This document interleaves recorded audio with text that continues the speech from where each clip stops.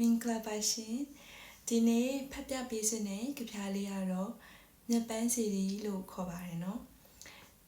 နားထောင်ကြည့်ပါနော်အရင်နားထောင်လို့ကောင်းမယ်လို့မျှော်လင့်ပါတယ်မြက်ပန်းစီရီကန်စီမယစကဝါပန်းကလေးတွေလည်းမအေးဘူးကိုကိုင်းဆွေးမှာညှိနေတဲ့ຫນွေက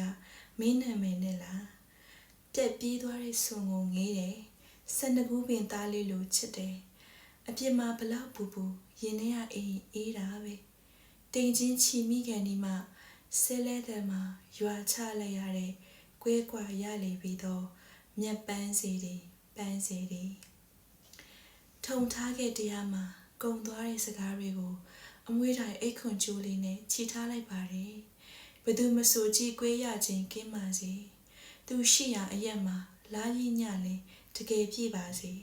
သူပြောရာအရက်မှာဆန်းရင်အေးလေတကယ်အေးပါစေစီဒီတော်ရဲ့အနောက်တောင်စီမှာငါအတွက်ညှို့နေတဲ့တိမ်တွေကိုဘသူပေါ်မှမရွာစေခြင်းအေးမြမယ်လို့မယုံကြည်ဘဝကုသိုလ်ကြောင့်ချိုမြိန်မှုကိုအိမ်မက်တော်မဲ့လို့ရတယ်မဟုတ်လားအများပြည်သူသုံးစိတ်ချမ်းသာဖွယ်နေဆွေတွေဘဝထဲမှာကြပြထဲမှာဓမ္မထဲမှာငါရှာဖွေငါကိုငါရှာတွေ့ရင်အားလုံးကိုလည်းတွေ့မှာပဲလို့မျှော်လင့်ရတော့မြတ်ပန်းစီတွေပန်းစီတွေတန်တစီမံရနှင်းပန်းကလေးတွေပဲစနေတော့မှာညှိုးယော်နေတော့တာ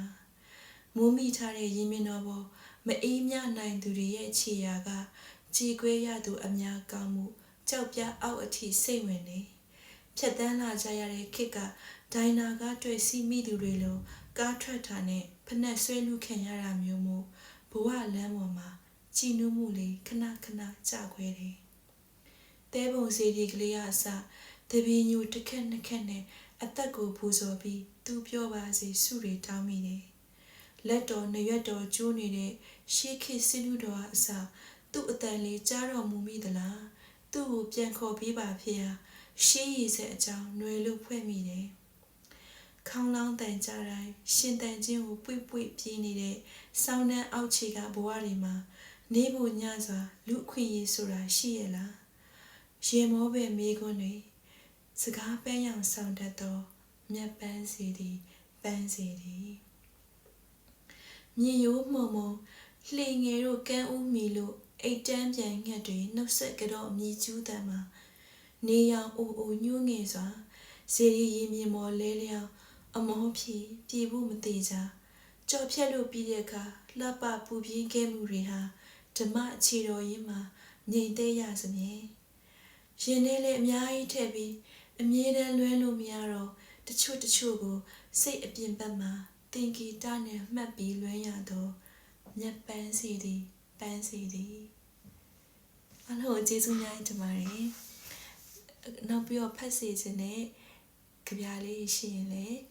comment မှာရေးခဲ့ပေးပါနော်အခုဒီမြတ်ပန်းစီရီဆိုတဲ့ကြပြလေးကိုရေးသားရတဲ့သူကတော့ကြပြဆရာအောင်မိုးဝေဖြစ်ပါတယ်ရှင်လည်းချမ်းမြေ့ကြပါစေတတ်တာ